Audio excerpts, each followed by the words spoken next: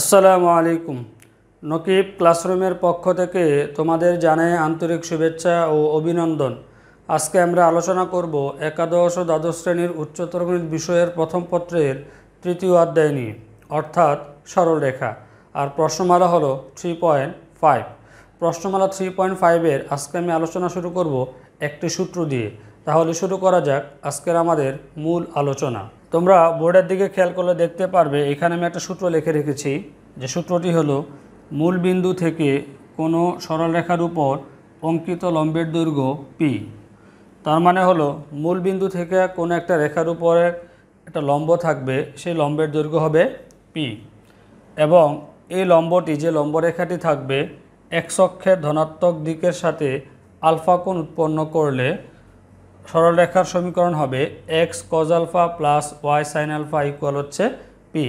আমরা আগেও সরলরেখার বিভিন্ন সমীকরণ নিয়ে আলোচনা করেছি, আর এখানে আরও একটা সরলরেখার সমীকরণ আমাদের এখন যোগ হলো। তাহলে সরলরেখার সমীকরণ হচ্ছে এখানে x cos alpha plus y sine alpha equal হচ্ছে পি।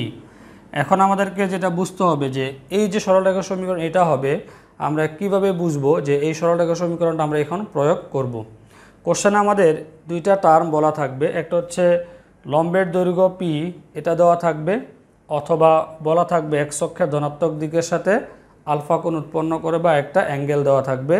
যদি লম্বের দৈর্ঘ্য এবং এক্স অক্ষের ধনাত্মক দিকের সাথে অ্যাঙ্গেল দেওয়া থাকে আর আমাদেরকে সরলরেখার সমীকরণ নির্ণয় করতে বলে, তখন আমাদের সরলরেখার সমীকরণ হবে এটা। এখন দেখো, এটার জন্য আমি একটা চিত্র অঙ্কন করেছি, যে এখানে এবি একটা সরলরেখা আমরা ধরে নিয়েছি, যে এবি সরলরেখা, আর এ হচ্ছে মূল বিন্দু। মূল বিন্দু হতে এবি রেখার উপর আমি ওএন একটা লম্ব এঁকেছি। এই ওএনের দৈর্ঘ্য হচ্ছে পি, যেটা লম্বের দৈর্ঘ্য এখানে বলা ছিল যে লম্বের দৈর্ঘ্য হবে পি।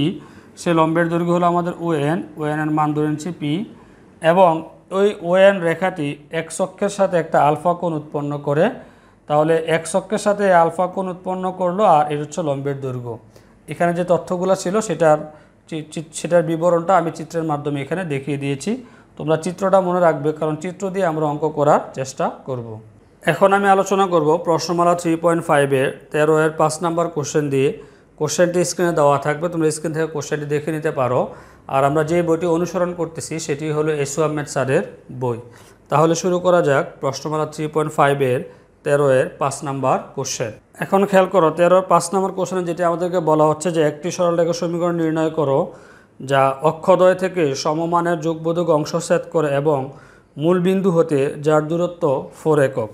এখন দেখো, এখানে আমাদেরকে দুইটা কন্ডিশন বলা হচ্ছে, যে অক্ষদ্বয় থেকে ছেদ করবে এবং মূল বিন্দু থেকে যার দূরত্ব হবে 4 একক। যেহেতু কোশ্চেনে বলা হয়েছে মূল বিন্দু থেকে যার দূরত্ব 4 একক, তার মানে এটা লম্বের দৈর্ঘ্যকে বোঝাচ্ছে, যেটা আমরা একটু আগে চিত্রের মাধ্যমে দেখিয়েছিলাম।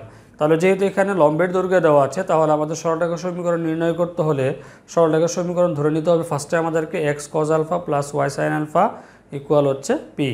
এখন দেখো, এখানে সেই তথ্যগুলো ব্যবহার করে আমি একটা চিত্র অঙ্কন করেছি, যে মূল বিন্দু থেকে এই রেখার উপরে লম্বের দৈর্ঘ্য বা দূরত্ব ছিল 4, আর এক্স অক্ষের সাথে রেখাটি উৎপন্ন করেছে আমাদের আলফা কোণ। এখন আমাদেরকে যেটা বের করতে হবে, আলফার মানটা বের করতে হবে। যেহেতু আমরা এখানে পি এর মান জানি, আলফার মানটা আমাদের বের করতে পারলে অঙ্কটা হয়ে যাবে। এখন দেখো, এখানে কিন্তু আরেকটা কিওয়ার্ড বলা আছে, সেটা হচ্ছে অক্ষদ্বয় থেকে সমমানের যোগবোধক অংশ ছেদ করে। আমরা জানি অক্ষদ্বয় যদি প্রশ্নে বলা থাকে, তাহলে সরলরেখার সমীকরণ x by a plus y by b equal 1 ব্যবহার করতে হয়।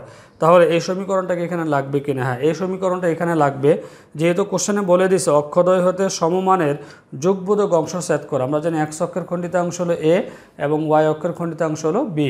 তার মানে যেহেতু বলা হয়েছে এক্স অক্ষের ধনাত্মক দিকের সাথে বা যোগবোধক অংশ ছেদ করে এই অক্ষদ্বয়ের, তার মানে হচ্ছে এ ইকুয়াল এখানে বি হবে। তাহলে ফার্স্টে আমরা যে কাজটা করব, যে সরলরেখার সমীকরণটা আমরা ধরে নিব, যে ধরি। এখন দেখো, এখানে আমরা সরলরেখার সমীকরণ ধরে নিয়েছি x cos alpha y sine alpha equal হচ্ছে পি। এখন আমাদের দেখো পি এর মান দেওয়া আছে এখানে 4, আমরা পি এর মানটা এখানে বসিয়ে ফেলবো। তাহলে আমরা লিখতে পারি এখানে যে বা x cos alpha plus y sine alpha equal p. P এর মান হলো এখানে 4। বা এখন আমরা এটা লিখতে পারি, বা এটাকে আমরা 1 নং সমীকরণ দিয়ে রাখি। এখন 1 নং সমীকরণ দিয়ে রাখি, কারণ আমাদের এখানে কাজে লাগবে এটাকে এখন লেখা যায় হচ্ছে আমাদের x cos alpha plus y sine alpha by হলো 4 ইকুয়াল হচ্ছে 4 ডিভাইডেড বাই হচ্ছে 4, মানে উভয় পক্ষে আমরা 4 দ্বারা ভাগ করে নিলাম। উভয় পক্ষে আমরা কেন 4 দ্বারা ভাগ করলাম? কারণ আমাদেরকে এই সরলরেখার সমীকরণটা বানাতে হবে x/a + y/b = 1 আকারের। যেহেতু প্রশ্নে আমাদেরকে বলা হয়েছে যে অক্ষদ্বয় হতে যুগবোধক অংশ ছেদ করে, এই জন্য এটাকে আমাদের সরলরেখার যে এই অক্ষদের সমীকরণ সরলরেখার যেটি ছিল সেটা আমাদেরকে বানাতে হবে এখানে। এবার দেখো এখানে আমরা লিখতে পারি এখন যে বা x cos আলফা বাই হলো 4 plus y sin alpha by হলো 4 ইকুয়াল হলো 1, মানে এখানে 4টাকে আমরা আলাদা করে দিয়েছি। সুতরাং এখন এটাকে লিখতে পারি আমরা x ডিভাইডেড বাই 4 বাই হলো cos আলফা। এটা যদি আমি উল্টায় দিই তাহলে আবার cos আলফাটা x এর সাথে গুণ হয়ে যাবে, প্লাস এখানেও সেম একই কাজ করবো y divided by 4 divided by হলো sin আলফা আর ইকুয়াল হলো 1। এখন দেখো এখানে তো আমরা এটাকে সরলরেখার যে আকৃতি ছিল সেটার মতো আমরা বানিয়ে ফেলেছি। এখন আমরা লিখতে পারি যে একে x/a প্লাস y/b ইকুয়াল 1 এর সাথে তুলনা করে পাই। তাহলে এখন দেখো তাহলে যদি এটার সাথে এটা তুলনা করি তাহলে a ইকুয়াল হচ্ছে আমাদের এটা লিখতে পারি a ইকুয়াল 4/cos আলফা এবং b ইকুয়াল 4 ডিভাইডেড বাই হলো sin আলফা। দেখো এখানে আমরা a এবং b এর মানটা পেয়েছি। এখন এখানে আমাদের যে শর্তটা দেওয়া ছিল যে অক্ষদ্বয় হতে সমমানের যুগবোধক অংশ ছেদ করে, তার মানে হচ্ছে x অক্ষের খণ্ডিত অংশ এবং y অক্ষের খণ্ডিত অংশ এখানে পরস্পর সমান, তার মানে হলো a ইকুয়াল হচ্ছে b। তো আমরা লিখতে পারি এখন যে শর্ত মতে a ইকুয়াল b। এবার a এর যে মান পাইছি সেই মানটা আমরা এখানে বসাবো। এর মান হলো 4 divided by cos alpha equal এখানেও সেম মান বসাবো 4 ডিভাইডেড বাই sin আলফা। এখন দেখো এখানে আমি পাশে ক্যালকুলেশন করতেছি, দুই পাশ থেকে 4 আমরা কেটে দিলাম, আর এটা যদি আমরা আড়াআড়ি গুণ করে দিই তাহলে আসতেছে এখানে আমাদের sin আলফা ইকুয়াল হলো এখানে cos আলফা। এবার যদি আমরা উভয় পাশে cos আলফা দ্বারা ভাগ করে দিই তাহলে থাকতেছে আমাদের এখানে sin আলফা ডিভাইডেড বাই হলো cos আলফা ইকুয়াল হলো 1। উভয় পাশে cos আলফা দ্বারা ভাগ করেছে এই পাশে 1 হয়ে যাবে। এবার দেখো এখানে আসতেছে আমাদের tan আলফা ইকুয়াল হলো 1, sin বাই cos মানে sin theta by cos theta সমান আমরা জানি হচ্ছে tan থিটা, আমরা সূত্র প্রয়োগ করলাম। এবার এখান থেকে আমরা আলফার মান বের করব, তার আমরা লিখতে পারি tan আলফা ইকুয়াল 1 এর পরিবর্তে লেখা যায় tan 45 ডিগ্রি। দুই পাশ থেকে tan আমরা বাদ দিয়ে দিব, লিখতে পারি আলফা ইকুয়াল হচ্ছে 45 ডিগ্রি। এখন দেখো আলফার মান আমরা পেয়ে গেছি। এখন এই আলফার মানটা সমীকরণ 1-এ বসিয়ে দিলে আমাদের অঙ্কটা হয়ে যাবে। এখন তাহলে দেখো এই আলফার মানটা আমরা সমীকরণ 1-এ বসিয়ে দিব, লিখতে পারি যে সুতরাং আলফা এর মান, এখন দেখো 1 নং সমীকরণ আমাদের ছিল এখানে x cos alpha plus y sin alpha equal হলো 4, বা এখানে আমরা রেখে দিই x cos আলফার মান হলো 45 ডিগ্রি, বসিয়ে দিচ্ছি 45 degree plus y sin alpha 45 degree হবে এখানে আলফার পরিবর্তে ইকুয়াল হচ্ছে 4, বা এখন দেখো এখানে হচ্ছে x into cos 45 degree, cos 45 degree মান আমরা জানি হচ্ছে 1/√2 plus y into sin 45 degree মান আমরা জানি হচ্ছে 1/√2 ইকুয়াল হচ্ছে 4, বা এখন যদি এখানে আমরা লসাগু করি, লসাগু আসতেছে আমাদের √2, এটা ডিভাইড করলে 1 উপরে গুণ হলে xই হবে, তাহলে x প্লাস এখানে হবে y ইকুয়াল হলো 4।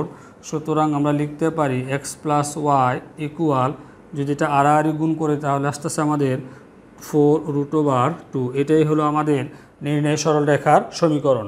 এখন আমি আলোচনা করব প্রশ্নমালা 3.5-এর 13-এর 6 নম্বর কোশ্চেন।